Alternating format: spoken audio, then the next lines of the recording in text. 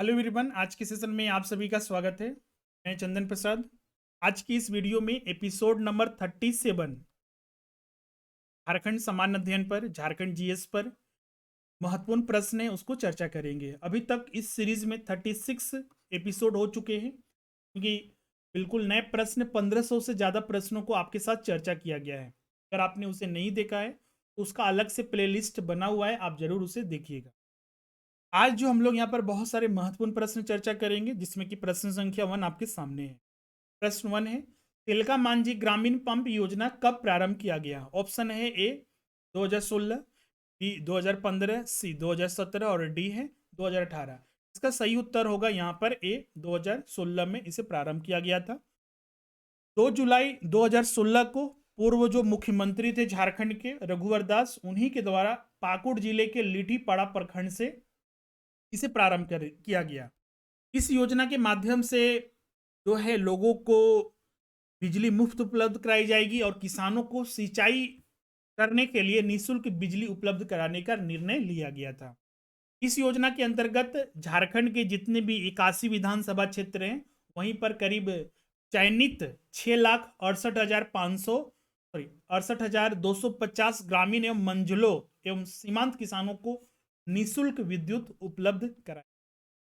अगला प्रश्न है प्रश्न संख्या 2, आकांक्षा योजना संबंधित है। ऑप्शन है ए प्राथमिक एवं विद्यालय के छात्र छात्राओं के लिए, दूसरा है माध्यमिक एवं उच्च माध्यमिक छात्राओं के लिए, सी है उच्च शिक्षा के छात्र छात्राओं के लिए और डी है उपर्युक्त सभी।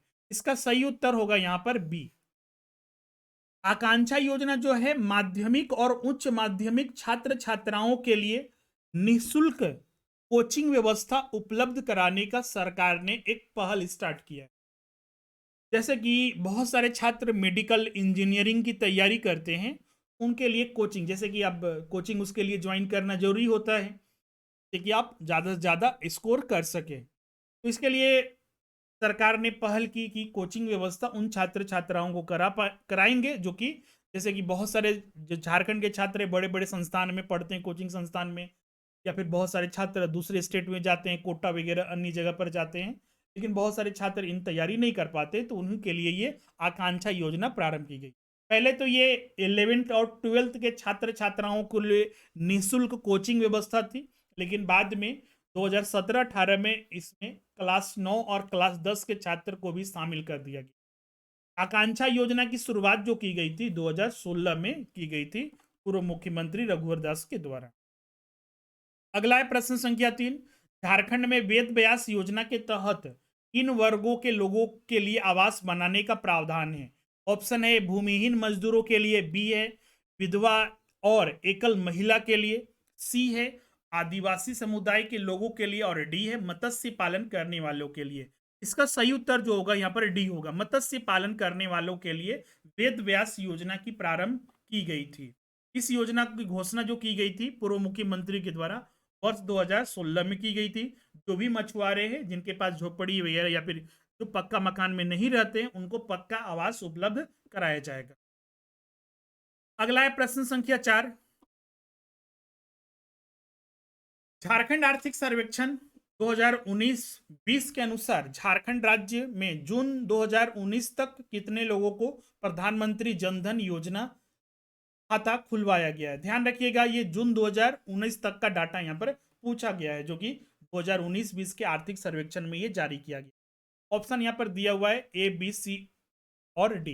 इसका सही उत्तर होगा डी, 1,25,00,000 खाता धारकों को इस योजना के तहत जोड़ा गया है, जिसमें कि जून 2019 तक का ये डाटा है, ध्यान रखिएगा। राज्य में 1,25,00,000 से अधिक पीएमजेडीआई प्रधानमंत्री जनधन योजना से उनके खाते खोले गए हैं, जिसमें कि करीब 91 लाख मतलब कि 72.87% जो खाते हैं वो ग्रामीण क्षेत्र के लोगों के खोले गए हैं, जबकि 34 लाख खाते जो हैं शहरी क्षेत्र, जो कि परसेंटेज के आधार पर 27.12% है।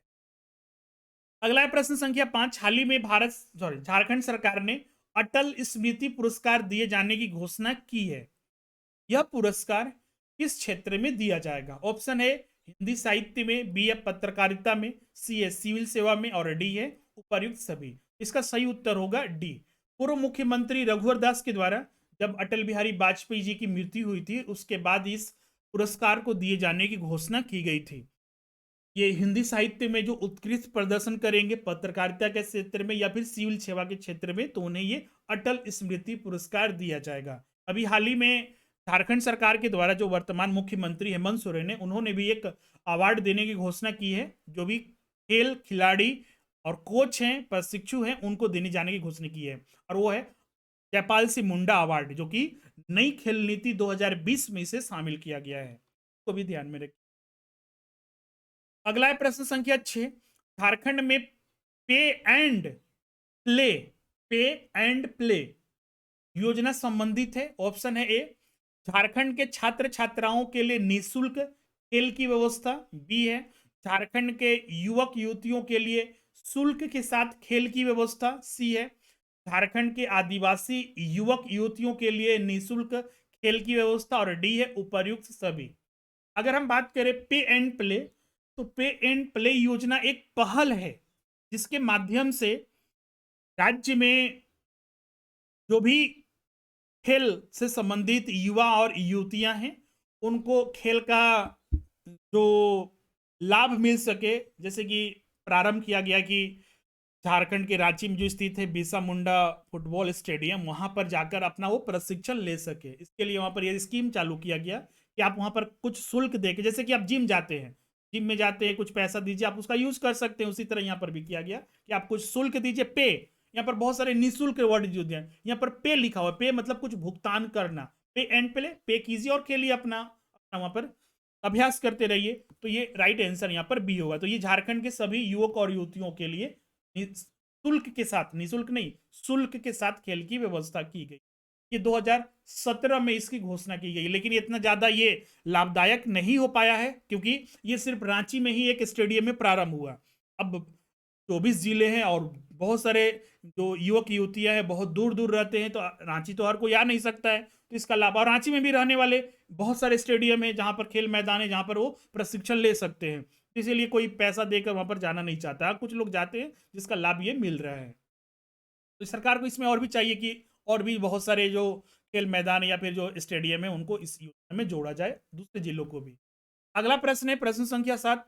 झारखंड आर्थिक सर्वेक्षण के अनुसार अनुसूचित जाति, अनुसूचित जनजाति और अन्य पिछड़ा वर्ग के गरीब को तत्काल तत्काल मतलब कि इमरजेंसी चिकित्सीय सहायता के रूप में कितने रुपए राशि दी जाती है। A B C D, 4 option है, तो यहाँ पर राइट आंसर जो होगा सी, 3,000 रुपए। इससे संबंधित तथ्य को देखते हैं। ये जो योजना है मुख्य रूप से अनुसूचित जाति, अनुसूचित जनजाति और अन्य पिछड़ा वर्ग के गरीब परिवारों को तत्काल चिकित्सा सहायता उपलब्ध कराने के लिए ये झारखंड सरकार के द्वारा प्रारंभ किया गया था। इस योजना के माध्यम से चिकित्सीय सहायता उपलब्ध कराएगी। ये कौन कराएगा? तो जिला कल्याण जो अधिकारी होंगे, पदाधिकारी, उनके द्वारा ये 3,000 रुपए इलाज के लिए उपलब्ध कराया जाएगा। इसके लिए अगर मान लीजिए अत्यंत गंभीर मामला है तो तत्काल चिकित्सा के लिए 10,000 रुपए, लेकिन डीसी को परमिशन के बाद ही वो 10,000 रुपए दिया जा सकता है। अगला है प्रश्न संख्या 8। बिरसा आवास योजना, बिरसा आवास योजना से संबंधित निम्नलिखित में से कौन सा कथन गलत है? जो गलत कथन है वो बताना है। ऑप्शन है ए, इस योजना की शुरुआत झारखंड सरकार के द्वारा 2004 में किया गया था।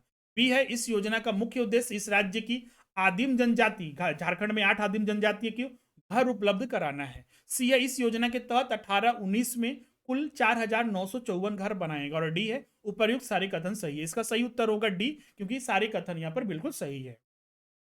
अगला है प्रश्न संख्या 9। झारखंड में सरस्वती योजना संबंधित है।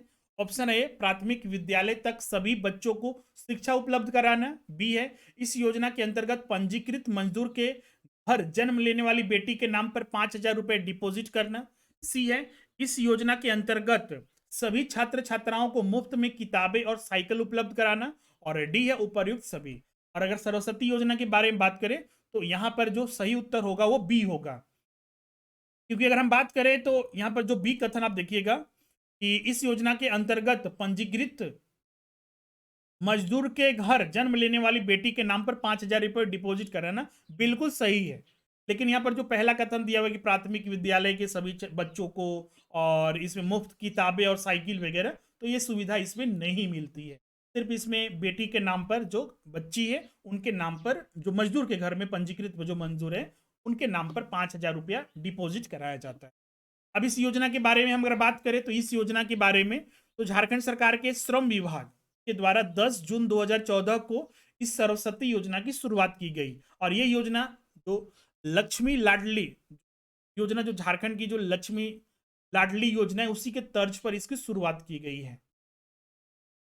नेक्स्ट, इसमें देखिएगा लाभ कितना मिलता है वो भी एग्जाम में पूछा जा सकता है। तो 18 वर्ष की आयु होने पर इसमें 1 लाख रुपए की राशि दी जाती है।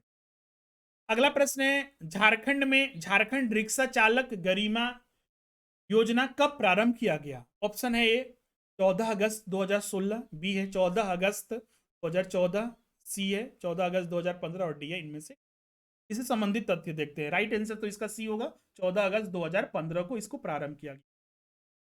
समझते, जैसे कि आपको पता होगा 74वां संविधान संशोधन हुआ था जिसमें कि शहरी निकायों के लिए वहां पर जो नगर पालिकाएं वगैरह का निर्माण करने की बात की गई, उनको संविधानिक दर्जा दिया गया था।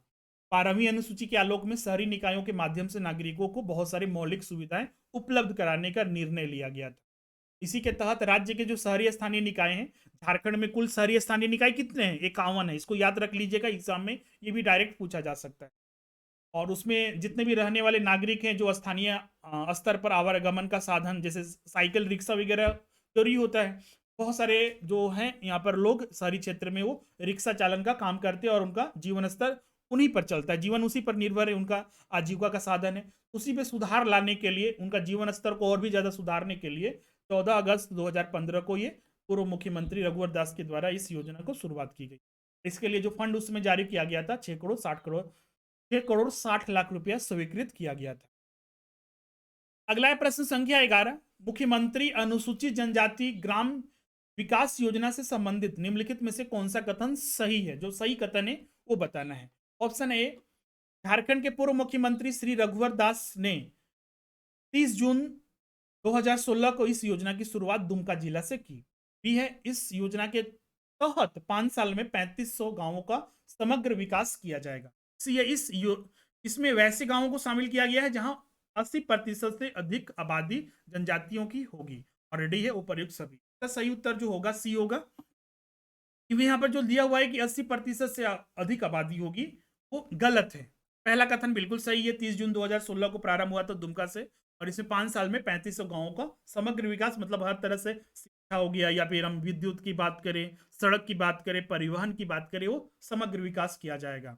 अब यहाँ पर बात करते हैं कि ये किन गांवों में चलाया जाएगा। तो उसके लिए नियम था कि जहां पर 80% से अधिक जनजातीय आबादी होगी वहां पर ये चलाया जाएगा। क्लियर है? और यहाँ पर जो दिया हुआ था कि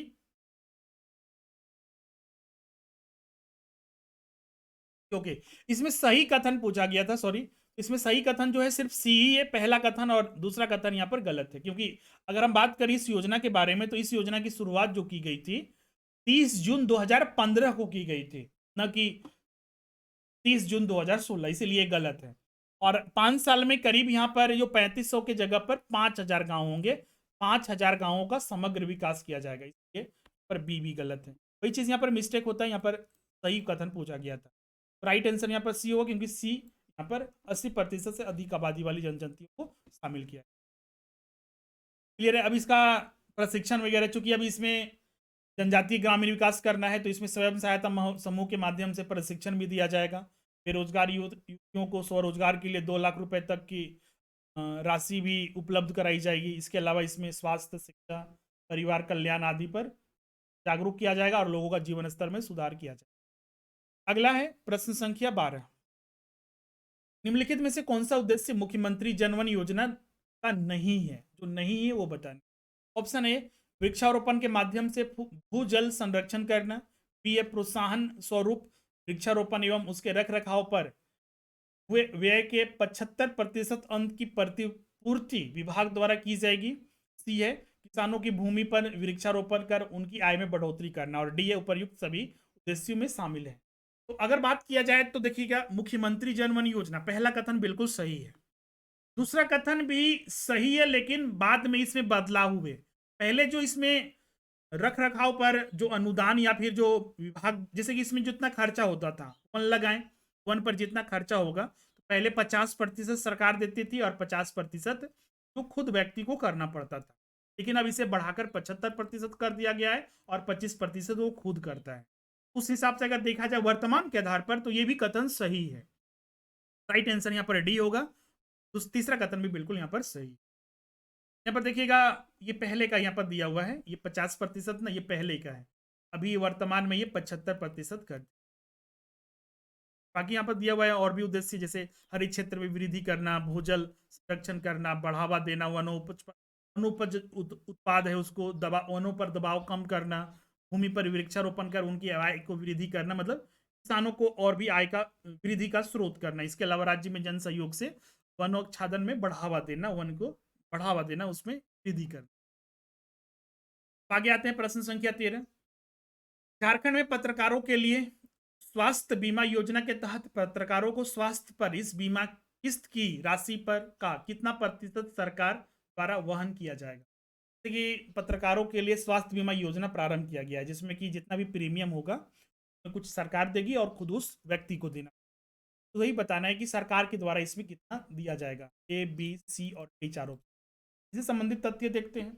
आपको बता दें, राज्य सरकार ने, जो पिछले मुख्यमंत्री थे 2016-17 में, एक योजना प्रारंभ की थी, स्वास्थ्य बीमा योजना के माध्यम से जो पत्रकार होंगे उनको निबंधन कराना पड़ेगा और उसका लाभ इनको मिलेगा। तो इसमें लाभ कितना तक मिलेगा, तो 5 लाख तक रुपए का स्वास्थ्य बीमा उनका कराया जाएगा। और इसमें जो जितना बीमा होगा, प्रीमियम देना है, बीमा किस्त में 80% खुद सरकार देगी। क्लियर है। और 20% खुद पत्रकारों को देना। अगला है प्रश्न संख्या 14। पुरातात्विक स्थल इसको के संबंध में कौन सा कथन सत्य है। इसको कहां पर है, ये हजारीबाग में है। तो वो एक पुरातात्विक स्थल है, वहां पर खुदाई की गई थी, तो वहां से बहुत सारे साक्ष्य प्राप्त हुए, तो उसी संबंधित ये कथन है। ऑप्शन है, यहाँ आदि मानव द्वारा निर्मित शैल चित्र दीर्घा सूर्य मंदिर मिले हैं। बी, इस चित्र दीर्घा में अंतरिक्षयान, अंतरिक्ष मानव, नक्षत्र मंडल के चित्र अंकित है। सी, यहाँ भूल भुलैया जैसी आकृति है। और डी है उपर्युक्त सभी। तो इसका सही उत्तर होगा डी, उपर्युक्त सभी, क्योंकि ये सारे प्रमाण जो हैं इसको, जो हजारीबाग में स्थित है, वहां से मिले हैं। अगला है प्रश्न संख्या 15। बिहार के कितने प्रतिशत भूभाग को पृथक कर अलग झारखंड राज्य का निर्माण किया गया। जैसे कि बिहार का कुल क्षेत्रफल का कितना प्रतिशत, जैसे कि आपको पता है 79,714 किलोमीटर स्क्वायर जो है झारखंड को मिला था। तो ये कितना प्रतिशत झारखंड से, बिहार से लेकर ये झारखंड का निर्माण हुआ। ए, बी, सी और डी दिया हुआ है। इसका सही उत्तर होगा, जो होगा डी होगा, 46%। अगला प्रश्न है प्रश्न संख्या 16। सिंदरी में बिहार इंस्टीट्यूट ऑफ टेक्नोलॉजी का नाम बदल दिया गया है। क्या बदलकर नाम किया गया है।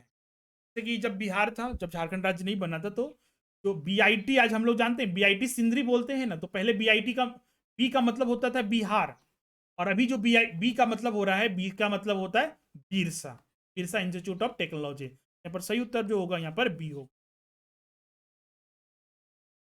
अगला प्रश्न है प्रश्न संख्या 17। भारत सरकार द्वारा किस उद्यान या अभ्यारण्य में बाघ परियोजना चलाई जा रही है। ऑप्शन ए, हजारीबाग अभ्यारण्य, बी, तोपा चांची अभ्यारण्य, सी है बेतला राष्ट्रीय उद्यान और डी है कान्हा किसली राष्ट्रीय उद्यान। तो इसका सही उत्तर होगा यहाँ पर सी, बेतला राष्ट्रीय उद्यान, लातेहार जिले में स्थित है,